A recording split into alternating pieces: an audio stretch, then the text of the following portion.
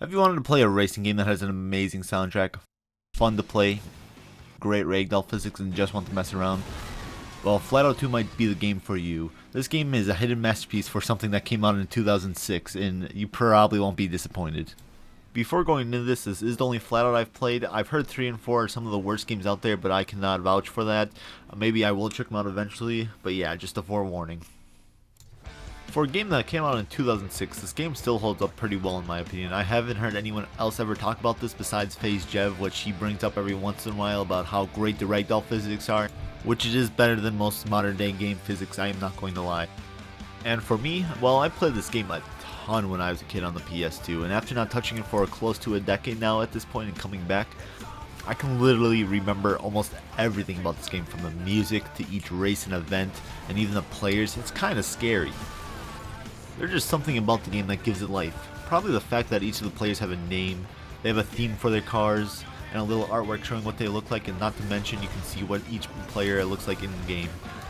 Although they do not look anything like their player models, it's just reused assets with the colors changed around just to make it kind of look like them.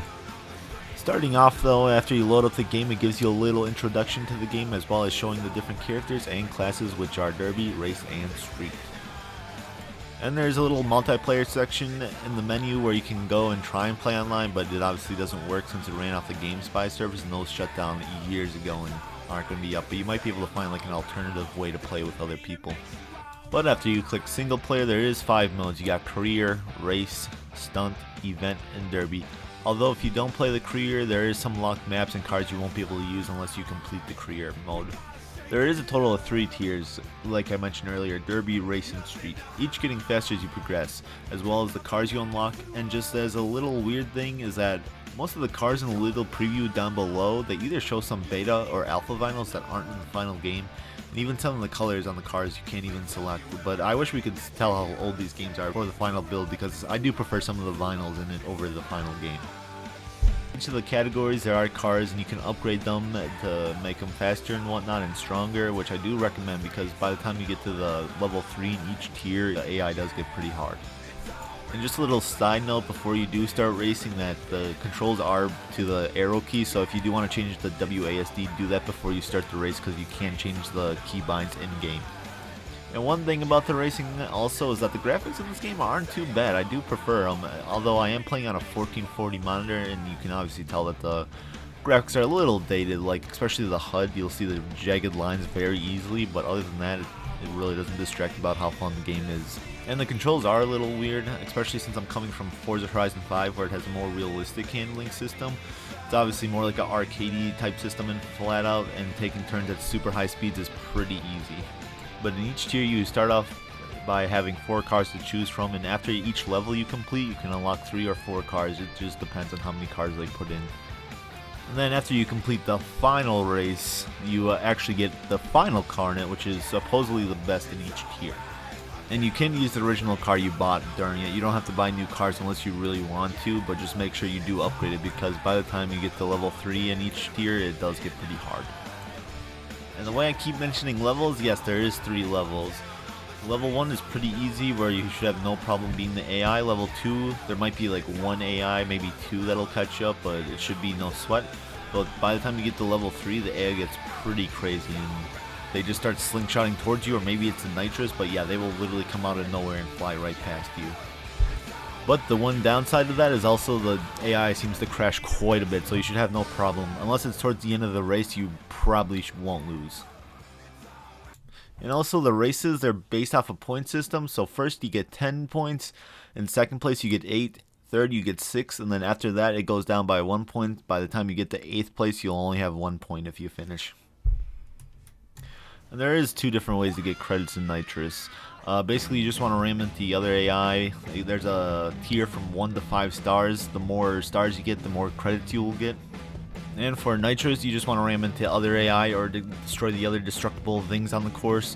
Which the destructible things, sometimes they'll give you a little bit of Nitrous, or sometimes they can give you a lot. It just depends on how big the object is.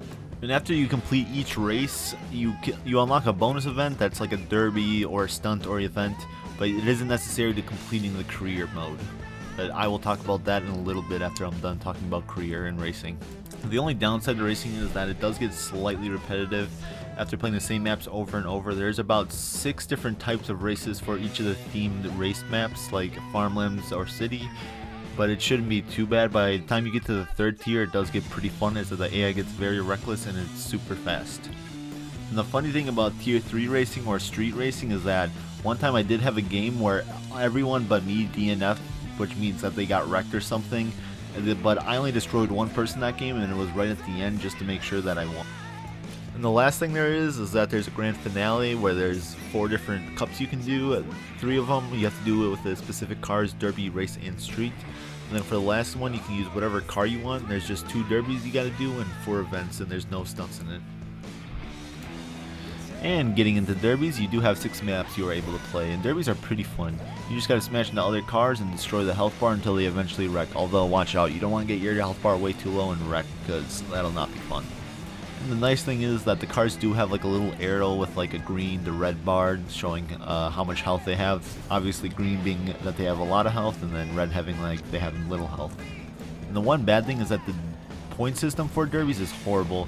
Even if you're the last survive, you're not even guaranteed to win. You basically just want to make sure you keep smashing into other cars and getting stars, but even that's not guaranteed to put you in first, because you have someone like Frank that's always running into people that'll never destroy because of the strength of their car. And getting into events, there's not much to say, but they are basically just small one-off races, and they are prone to a lot of crashing, especially in the dirt ones like a figure 8 or a speed bowl, and even the crash alley one, which I would say is the most fun and addicting one to keep replaying in my opinion. And getting into stunts, there's a bunch to choose from. They are pretty fun and try and get the best score possible, but some of them you want to get the best score out of 2 or 3 attempts, and some are the total of all the attempts combined. And a note, when you do these events, when you launch your person, you want to press the launch button again or the nudge thing right after you exit to get the highest and farthest you want to go. And also, when you do launch, also don't press the WASD keys or arrow keys, whatever you use, because your character won't even go as far if you are holding the forward key for some reason. So you just want to let go of nothing and it'll go the farthest and highest. It's very strange. I spent like almost 45 minutes on the first high jump in career mode, and I had to look up a YouTube video, and you basically just don't want to touch anything. For the characters in the game, I don't think they really have a background, but you do have Frank Malkov, which in racing he will almost always be towards the bottom of the race, and you will never have to deal with him, but in derbies he is the biggest pain in the beat, and his car is always strong and it's super hard to destroy him, so yeah, I would say take him out first if you can. Next, you got Jack Benton in racing. He is one of the best racers. He will almost always be at the front of the pack, but in derbies, you will always almost wreck him first.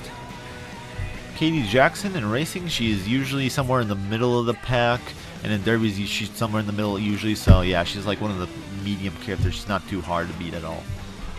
Next, you got Jason Walker in racing. He will always catch up to you. He is super fast, but he can always crash really easily, so it's not too bad. And he's sort of the same way in derbies. He can either last till the end, or sometimes he will be the first one out. It just kind of depends. And we got Sally Taylor. She's like Frank, but just toned down in every which way. She's the same as him in racing, and in derby she will almost always be last, but she's not too hard. But in the stunts, she's usually one of the best. Next, you got Sofia Martinez. She's just like Jack. She's very good at racing. She will always be at the front, but also she has a small car, so in derbies she's really easy to wreck, so she'll usually be the first one out. And then for Ray Carter, well, there's just not much to say about him. He is the worst ever. He was always slow in racing, and he's always the first one out, usually in derbies, so yeah. And for the music in this game is fantastic. You almost certainly enjoy it if you're a rock fan, and also there's a few punk songs thrown in as well. This game still has one of the best soundtracks. There's no way a game today would even have close to a soundtrack that this game has, unless it's something like a GTA or something that has a high grossing that they can spend a ton of money on licensing.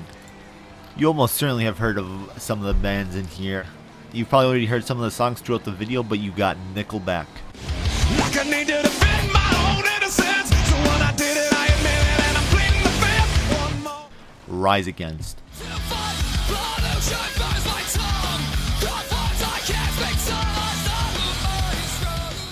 Audio Slave,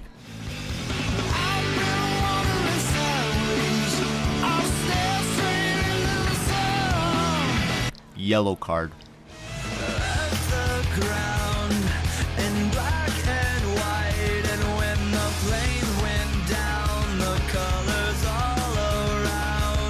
Fall Out Boy.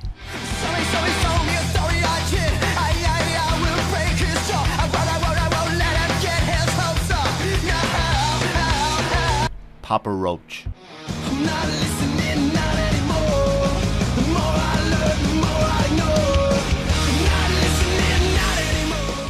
Rob Zombie.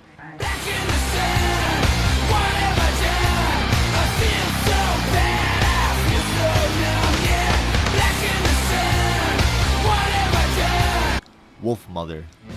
Into another dimension.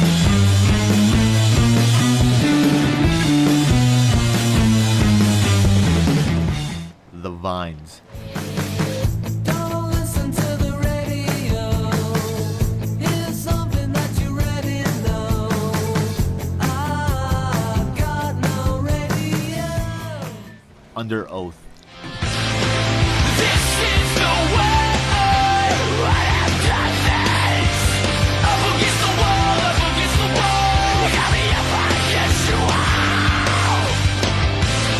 Zebra Head. So, give me some more, give me some more. She said, thanks for my misery, and I said, The Chelsea Smiles. let's ride.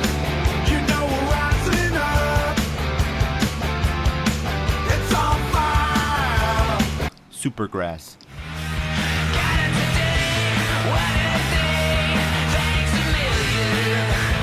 I spent too much time wondering why I got a million. Alkaline Trio. I wanna make you bleed. I watch them fall in line. As I fell victim to double suicide on your television. Megadeth. Just like the Pied Piper, led rats through the streets. We dance like a marionette. And Motley Crue.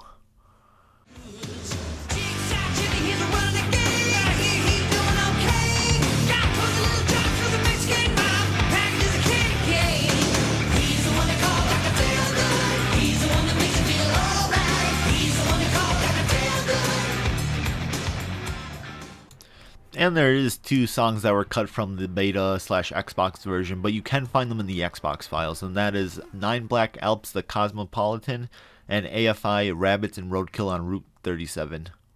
I mean, if you're not a rock fan or a punk fan, you might not like the song selection in here, but if you do, it complements the gameplay amazingly. While headbanging to yellow cards smashing into other AIs is one of my favorite things to do today, and even something that I did as a kid. And in Stunts, the music actually sounds like it's coming through the speakers in Arena.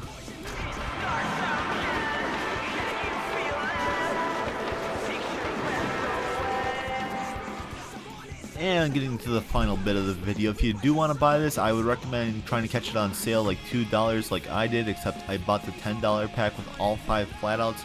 But it's definitely worth the money, especially if you catch it on sale. I'd say just buy the second installment unless you want the whole shebang.